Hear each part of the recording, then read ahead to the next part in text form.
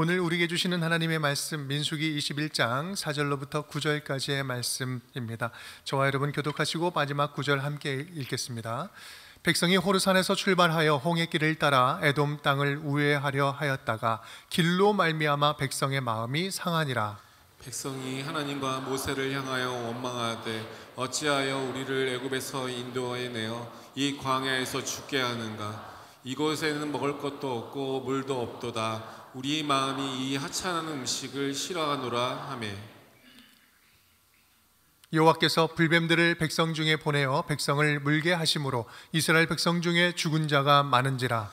백성이 모세에게 이르러 말하되 우리가 여호와와 당신을 향하여 원망함으로 범죄하였사오니 여호와께 기도하여 이 뱀들을 우리에게서 떠나게 하소서. 모세가 백성을 위하여 기도하매 여호와께서 모세에게 이르시되 불뱀을 만들어 장대 위에 매달아라.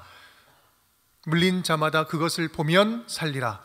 모세가 놋뱀을 만들어 장대 위에 다니 뱀에게 물린 자가 놋뱀을 쳐다본즉 모두 살더라. 아멘. 따라하겠습니다. 답이 보이지 않을 때. 답이 보이지 않을 때. 사랑하는 여러분, 3월이 되었습니다. 긴 겨울을 견디어 기어이 생명력 넘치는 봄이 되었습니다. 만물이 멈춰서 아무런 일도 일어나지 않은 것 같은 그때에 하나님께서 신실하고 선하게 일하셔서 봄을 깨우셨습니다. 이제 얼마 지나지 않으면 아마도 대지는 푸른 잎으로 푸른색으로 물들어질 것이고 나무들에는 새순이 돋고 꽃이 피겠지요. 그리고 우리들의 옷차림은 조금은 가벼워지고 화사해지지 않겠습니까? 여러분, 누구나 봄이 온다는 것을 걱정하거나 의심하지 않습니다. 하지만 봄이 오는 순간까지 우리는 매서운 추위를 견뎌야 하고 바람을 그대로 맞아야 해요. 이것이 우리의 삶입니다. 만약에 누군가 겨울이 끝나지 않고 그것을 이길 힘이 없다고 생각한다면 따뜻한 봄을 누릴 수 있을까요? 매서운 한겨울에 우리에게 더욱 필요한 것은 그래서 봄이 온다는 믿음이에요. 그 믿음이 있으면 매서운 겨울을 견뎌내는 것이죠. 우리 삶도 그와 같다고 생각합니다. 오늘 우리가 함께 나눌 말씀을 통해서 역사하시는 그 하나님, 믿음대로 살기를 바라시는 그 하나님의 마음을 회복하는 우리 모두가 되기를 우리 주님의 이름으로 축복합니다. 여러분, 제가 지난 월요일에 우리 가족이랑 시간을 내어서 서울 구경 갔거든요. GTX를 타고 서울에 다녀왔습니다. 여러분 타보셨습니까? 네, 여러분 이게 아직 안 타본 분들은 속히 타보셔야 돼요. 파주 시민들은 한 번씩 타보는 게 의무입니다. 여러분, 파주는 이제 서울입니다. 정말 빠르더라고요. 저 땅속 깊은 곳에서 막힘없이 정확하고 빠르고 안전하게 편안하게 쾌적하게 우리가 정해진 목적지까지 가는 걸 생각하면서 우리 인생도 이러면 얼마나 좋을까 이런 생각 좀 했어요. 근데 여러분, 우리 삶이 꼭 그렇지는 않잖아요. 마치 바다 위에 떠있는 조각배처럼 애를 써서 노를 저어도 얼마 가지 못하고 불어오는 바람 또 몰아치는 폭풍에 언제 뒤집힐까 긴장하며 가는 것이 우리의 삶입니다. 그러면서도 바람이 어느 쪽으로 불는지 알 수 없으니까 때로는 원치 않는 길로 가기도 하고 잘못한 선택 때문에 후회하기도 하는 거, 그거 우리 삶이죠. 매일 나타나는 힘겨운 일상들, 또 내가 이기지 못할 것 같은 경쟁자들, 내 능력의 한계, 초라한 나의 모습. 누군가는 너무 편안하고 잘 살아 보이는데 그거 보면 내 모습이 더 연약해 보여서 그냥 맨정신으로 살아가기에는 참 버거운 것이 우리 일상 아닌가 생각해요. 그래서 그만큼 우리가 확실한 무언가를 손에 얻고 싶어 하잖아요. 그래서 답이 보이지 않으면 그 길을 안 걸어가려고 그래요. 확신이 서지 않으면 행동하지 않습니다. 이해되지 않으면 받아들이지 않고 혹여 손해보거나 양보하거나 기다리는 일은 기회를 빼앗긴 것인 양 사양합니다. 고생이 뻔히 보이는 길은, 그것을 선택하는 것은 사실은 어리석은 것을 넘어서 나쁜 일인 것처럼 여기기도 하죠. 이것이 이 땅을 살아가는 사람들의 지혜이자 삶의 방식이에요. 근데 세상 사람들만 그럴까요? 아니요, 우리 그리스도인들도 확실한 무언가를 손에 쥐고 싶어해요. 모르는 길을 갈 때 확실한 사인을 달라고, 든든한 뒷배 좀 주시고 네트워크도 있으면 좋겠다고. 그래서 우리가 원하는 곳으로 안전하고 속히 갈 수 있게 해달라고 우리가 기도하죠. 기왕이면 편안하고, 기왕이면 안전하고, 보기에도 멋진 삶, 그러면서 살게 해달라고 우리 그렇게 기도하잖아요. 여러분, 하지만 인생이 어디 다 그런가요? 굽어지지 않는 길이 없는 거예요.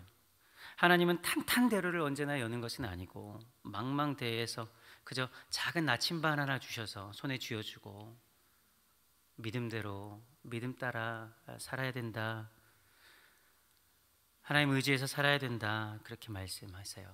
그것이 하나님께서 우리에게 주신 삶의 방식입니다. 그래서 성경은 우리에게 신앙인의 삶, 믿음의 삶을 뭐라 말씀하시냐면 갈 바를 알지 못하고 걸어가는 삶이라고 그래요. 많은 믿음의 선배들이 이렇게 주어지는 답이 없는 상황에서 하나님 말씀 의지해서 그 말씀 하나 붙잡고 살아갔습니다. 모세가 그랬고, 다윗이 그랬고, 요셉이 그랬고, 사르밧 과부가 그랬고, 베드로가 그랬죠. 21세기 최고의 신학자라고 불리는 스탠리 하우어스가 자신의 자전적인 삶을, 고통의 순간을 통과하면서 그리스도인의 삶을 이렇게 정의했어요. 그리스도인의 삶은 답이 없이 살아가는 것을 배우는 과정이다. 답이 없이 살아가는 사람들에게 여러분 필요한 건 뭘까요?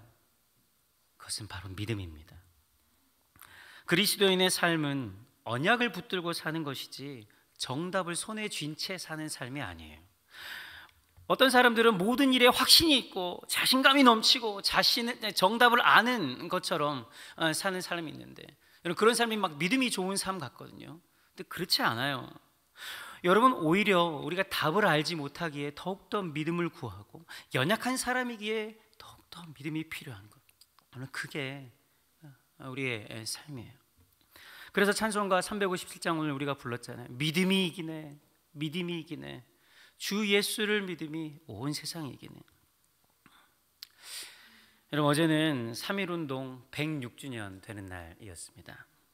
여러분, 3.1운동은 그야말로 힘도 없고 방법도 없었던 우리 선조들이 우리가 하나 되면 재산과 신분과 학식과 종교를 초월해서 우리가 하나 되면 이렇게 간악하고 포악한 일제에서 독립할 수 있다는 분명한 믿음을 갖고 행한 믿음의 행위 아니겠어요?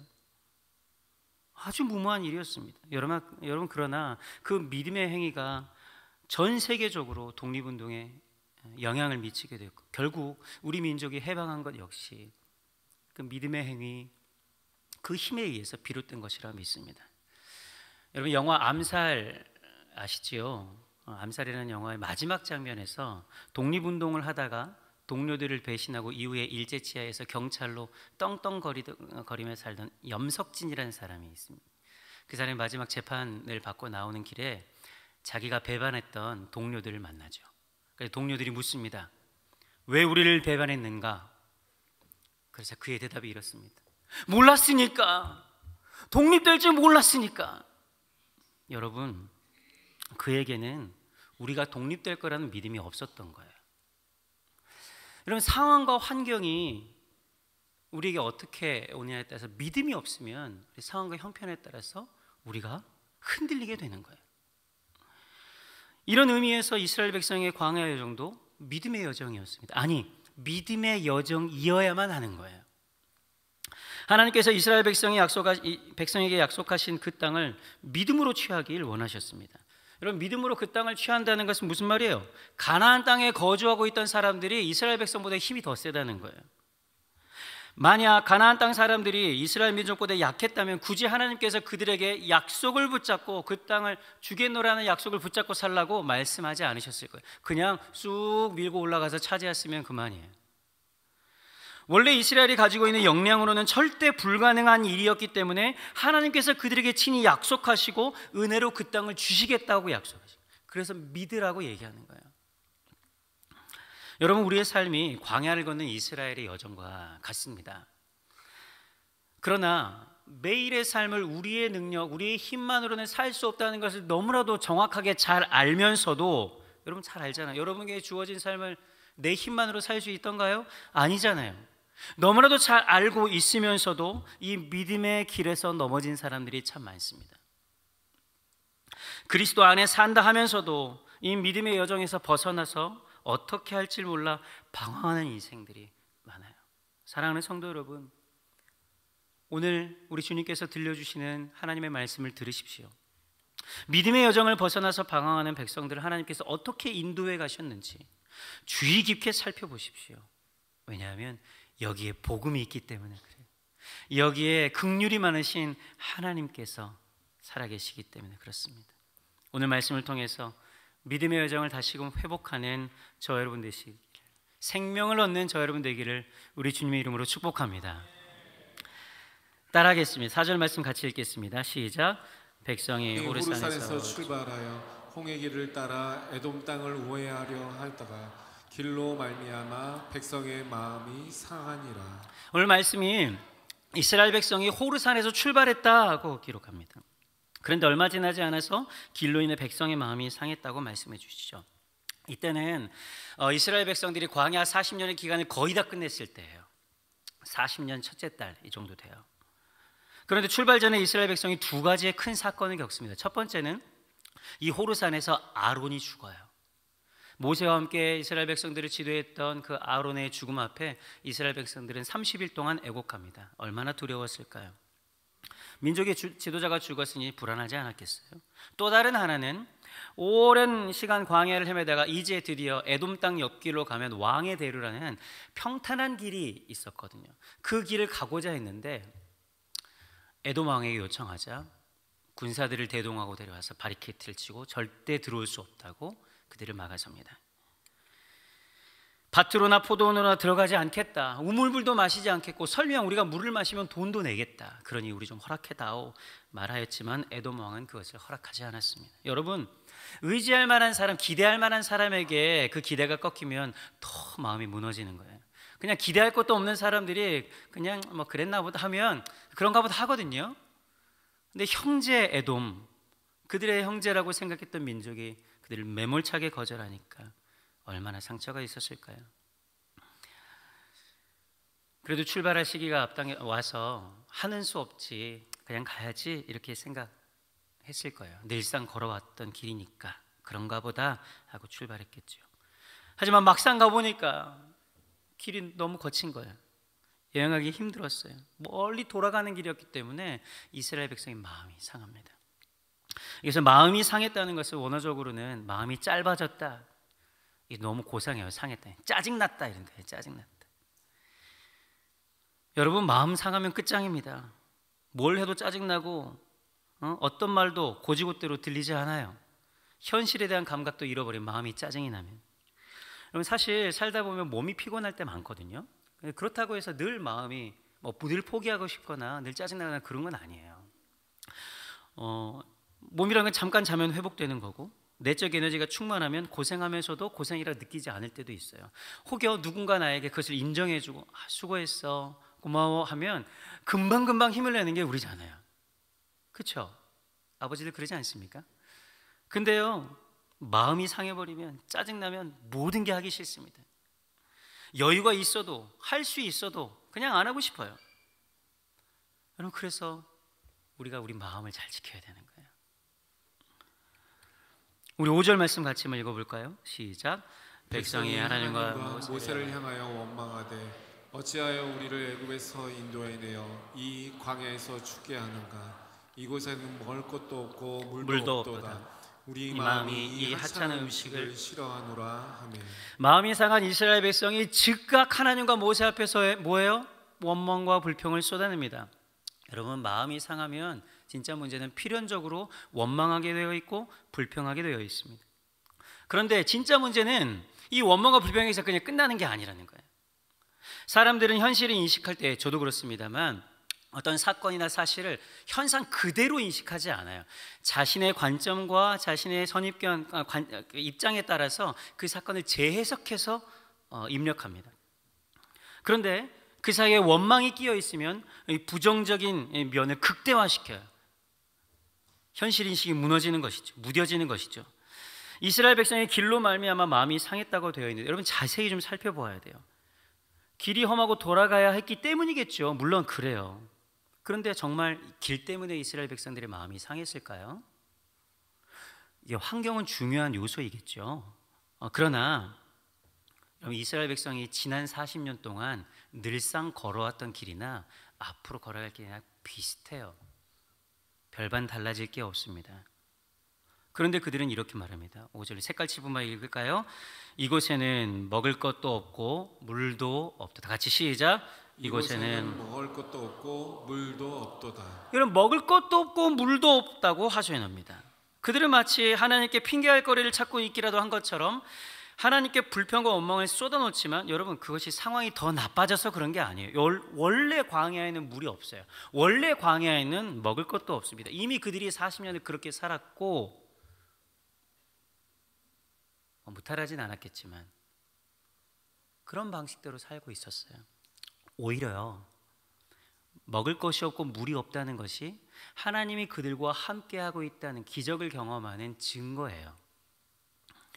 그런데 이스라엘 백성은 습관적으로 하나님을 향한 그들의 불신앙을 터뜨려 왔습니다. 마치 원망할 기회를 계속 기다리고 있었던 사람인 것처럼 민수기 11장에도 14장에도 16장에도 20장에도 똑같은 이유로 하나님께 불평하고 원망합니다. 그때마다 이스라엘 백성은 하나님이 살아계시다는 그들과 함께 하시다는 증거를 아주 강력하게 체험합니다. 바로 앞장 20장에도 이스라엘 백성들이 불평하니까 반석에서 물을 내게 해서 이스라엘 백성의 목을 채웁니다. 이스라엘 백성은 언제나 그들의 여정 가운데 이렇게 하나님의 동행하심을 경험하며 살았습니다. 왜요?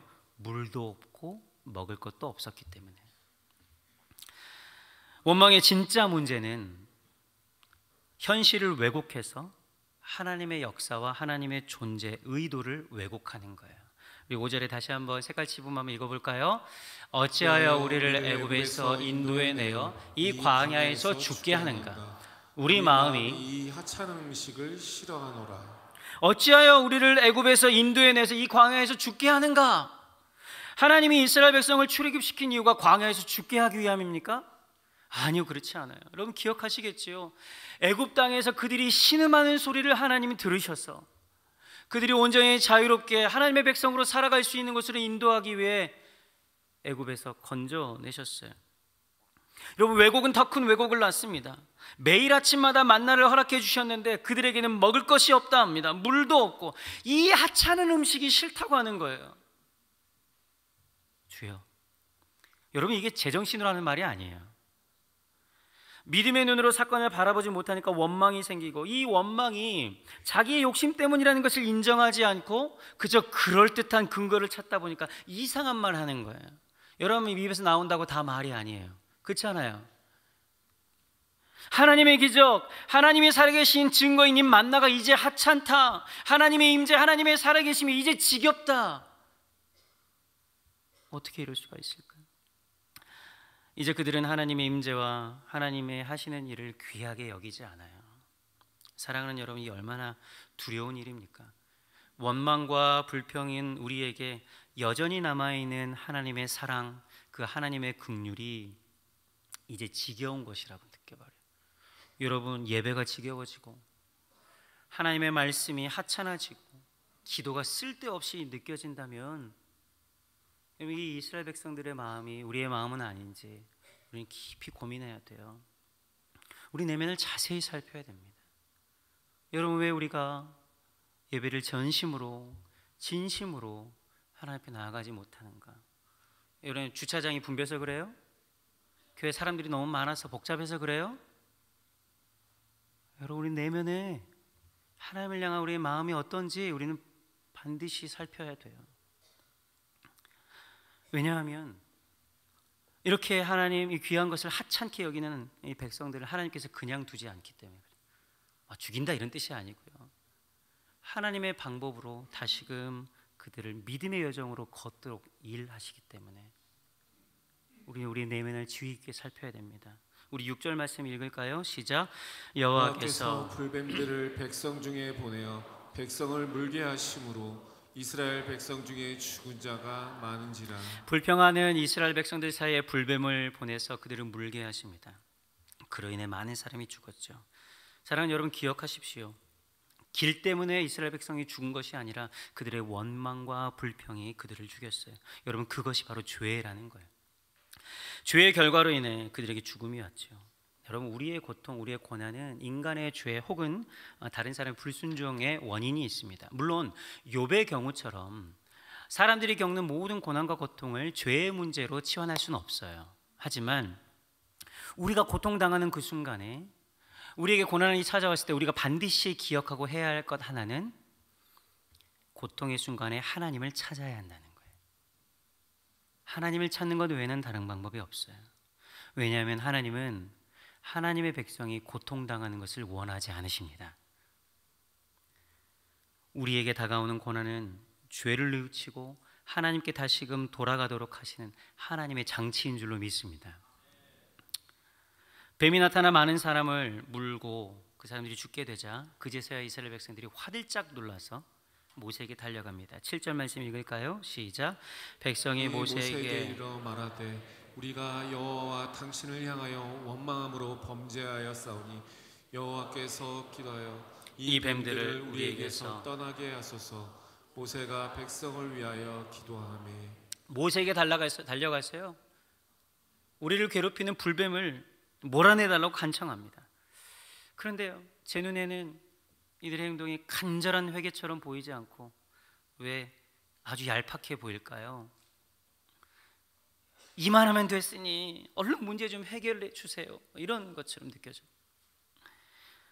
여러분, 우리는 문제가 발생하면 당장 우리를 괴롭게 하는 그 고통의 요인을 없애달라고 기도합니다. 당장 돌아다니는 뱀 좀 없애달라고 하는 것처럼요. 그러나 하나님은 고통의 원인을 몰아내시기 위해 섣불리 개입하지 않습니다. 여러분, 문제가 있을 때 기도하면 당장 뿅 하고 사라지던가요? 아니, 그렇지 않아요. 오늘 읽은 본문 어디에도 기도했더니 불뱀이 떠나가더라 이런 기록이 없어요. 여러분, 얄팍한 회개로는 통하지 않습니다. 민수기 14장에 보면 비슷한 사건이 나는데, 이스라엘 백성이 가나안 땅에 가기 전에 12명의 정탐꾼을 가나안에 보내죠. 근데 돌아와서 10명이 부정적인 보고를 합니다. 그제 이스라엘 백성들이 다 패닉 상태에 빠져버려요. 왜 우리를 여기에 꺼내가지고 죽게 만드냐고. 그래서 하나님께서 너무 안타까우시면서 분노하시면 내가 이 백성 다 쓸어버리리라. 중간에 모세가 하나님, 마음 이해하지만 그러시면 하나님의 이름이, 명예가 땅에 떨어집니다. 제발 용서해 주십시오. 하나님 분노를 그치시고 다시금 믿음으로 돌아오는 경고로 그 10명의 부정적인 보고를 했던 사람이 그 자리에 죽게 돼요. 그제 이스라엘 백성이 깜짝 놀라죠. 하나님 살아계시는데 우리가 생각 잘못했구나. 예, 주님, 알겠습니다 하고는 가나안 땅으로 바로 들어가 버려요.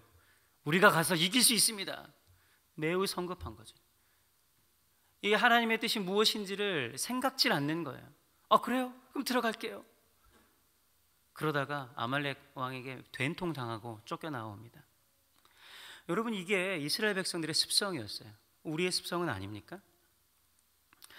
하나님은 우리 앞에 있는 당장의 문제를 해결하기 위해 일하시는 분이 아니에요. 오히려 우리를 완전히 바꾸고 싶어 하시는 분이십니다. 그러면 우리는 이제 어떻게 해야 될까요? 우리 8절 말씀 한번 읽어볼까요? 시작. 여호와께서 모세에게 이르시되 불뱀을 만들어 장대 위에 매달아라. 물린 자마다 그것을 보면 살리라. 아멘. 모세의 기도를 들으신 하나님께서 불뱀을 바로 몰아내는 대신에 아주 이상한 처방을 내리세요. 사람들은 불뱀을 떠나가게 해달라고 기도했는데 오히려 불뱀을 만들어서 장대 위에 높이 매달아라. 그리고 그것을 보면 살 것이다. 여러분, 왜 그랬을까요? 왜 바로 고쳐주지 않으시고 바로 불뱀을 몰아낼 수 있지는 않았을까요? 사랑하는 여러분, 우리 하나님은 쳐다보기도 싫은 그 고통의 원인, 멀리하고 싶은 그 죄의 문제, 나를 부끄럽게 했던 그 문제들을 직시함으로 우리에게 믿음으로 반응하라고 요청하고 있는 거예요. 여러분, 불뱀은 뭐예요? 이스라엘 백성의 죄로 인해 나타난 거잖아요. 그들을 고통스럽게 하는 거예요. 거기서 무조건 도망치려 하지 말라는 거예요. 하나님은 여전히 해결되지 않은 문제로 죽을 것 같은 상황과 위기에서 벗어나기를 기도하는 우리들에게 우리를 물어 죽이는 그 문제를 향해 고개를 들어 그것을 직시하라고 말합니다. 그래서 우리가 얼마나 죄인인지, 우리 안에 얼마나 부끄러움 가득한 연약한 사람인지 보라고 하는 거예요. 외면하고 싶고 인정하고 싶지도 않은 그것을 통해서 우리가 죄인이라는 것을 알게 하셔요. 짜증나고 마음 상하고 인내심이 바닥난 그 순간에도 도망가지 말고 그 앞에 우뚝 서서 그것을 바라보라 말합니다. 예수님께서는 훗날 이 사건을 들어 자신의 구원 역사를 빗대어 말씀하시죠. 모세가 광야에서 뱀을 든 것 같이 인자도 들려야 하리니 그것을 믿는 자마다 영생을 얻게 하려 하심이니라. 할렐루야. 예수님은 우리의 모든 죄를 짊어지시고 여러분 십자가를 지셨어요. 십자가 위에 우리의 죄를, 우리 자신을 못 박으셨습니다. 내 힘으로는 어찌할 수 없는 불뱀 같은 죄의 결과로 인해서 예수께서도 장대에 들려야 하고 그것을 바라보아야 한다고 말씀하셨어요. 그러나 여러분 절대 오해하시면 안 됩니다. 예수님이 우리 모든 죄를 십자가에 다 달리셨다고 해서 슈퍼맨처럼 우리 죄가 아주 가벼운 것인 양 이 정도는 할 수 있지 하고 매달린 게 아니에요. 하나님의 아들임에도 불구하고 인간이 저지른 죄로 인한 고통을 온몸으로 감당하시는 몸부림치는 예수 그리스도를 바라보라는 거예요. 거기에 우리의 죄의 결과가 있는 거예요. 죄의 모습이 있는 거예요. 그러니 우리는 예수님을 바라볼 때 낭만적인 눈으로 저 십자가를 바라보는 것이 아니라 온몸을 떨면서도 우리를 향한 사랑을 놓지 않으시는 피 흘리시는 예수 그리스도, 그분을 바라보는 거예요. 9절 말씀 같이 읽겠습니다. 모세가 놋뱀을 만들어 장대 위에 다니 뱀에게 물린 자가 놋뱀을 쳐다본 즉 모두 살더라. 놋뱀이 이스라엘 백성을 살린 것이 결코 아닙니다. 전혀 이해되지 않는 이상한 처방을 듣고 믿음으로 반응한 그 믿음의 행위가 그들을 살린 거예요. 합리적인 생각으로 이해할 수 없지만 그것에 순종하는 믿음, 그것을 따라가는 믿음. 십자가에 못 박히신 예수 그리스도, 그분을 이 땅에 보내셔서 우리의 죄를 다 없게 하신 것만큼 여러분 이상한 처방이 어디 있어요? 우리가 죄 지었는데 2000년 전에 오신 예수께서 우리 죄를 위해서 십자가에 죽으셨다고요? 그것만큼 이해하기 어려운 처방이 어디 있습니까? 그러나 그것을 믿음으로 받아들이고 그 십자가를 향해 우리의 눈을 들어 누가 우리를 도울까? 주께서 우리를 구원하신다 믿음으로 반응하고 그것을 바라보는 사람에게 생명이 있는 줄로 믿습니다. 오늘 우리가 다시 우리의 눈을 들어 예수를 바라볼 때 여전히 불뱀은 우리 사이에 돌아다닐 거예요. 우리를 죽일 것처럼 위협할 거예요. 하지만 예수 안에 생명이 있음을 믿으십시오. 그리고 눈을 들어 예수를 바라보십시오.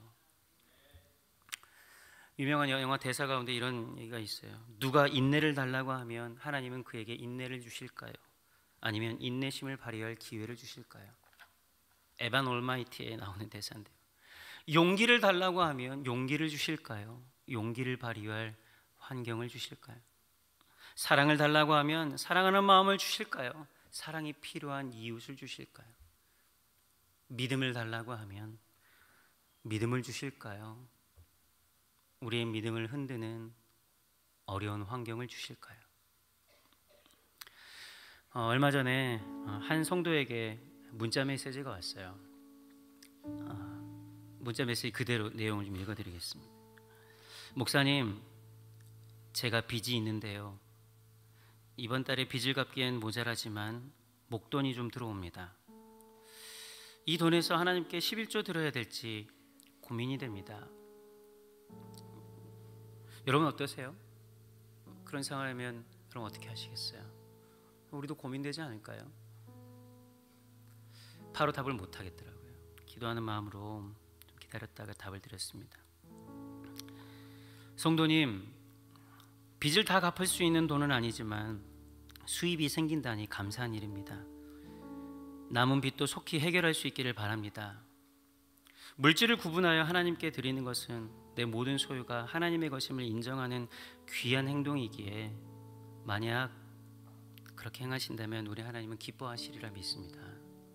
하지만 헌금은 수입의 얼마를 원천징수하는 세금 같은 것이 아닙니다. 하나님이 빚쟁이처럼 생활이 궁핍한 중에 있는 자녀들에게 내 것 먼저 달라 하시는 분도 아닙니다. 하지만 그것이 믿음의 행위라면 하나님 앞에 어려운 중에도 당신의 것을 구분하여 드리는 그 마음을 하나님은 진실로 기뻐하시리라 믿습니다. 우리가 행할 것을 하나님 앞에 다 드리고 그 다음에 하나님께서 어떻게 행하시는지 우리 기다려보지 않겠습니까? 그렇게 문자를 드렸어요. 여러분 어떠신가요? 하나님은 때로 우리를 지키기 위해서 우리가 원하지 않는 길로 우리를 인도해 가기도 하십니다. 짜증이 날 법하고 기대가 꺾이니까 실망이 되기도 하겠지요. 하지만 사랑하는 여러분, 그 길에 우리 주님이 계십니다. 믿어지지 않는 길, 내가 가고 싶지 않았던 그 길에 우리 하나님이 기다리고 있어요. 길보다 중요한 것은 하나님을 신뢰하는 믿음이에요. 그 믿음이 우리를 온전케 함을 믿습니다.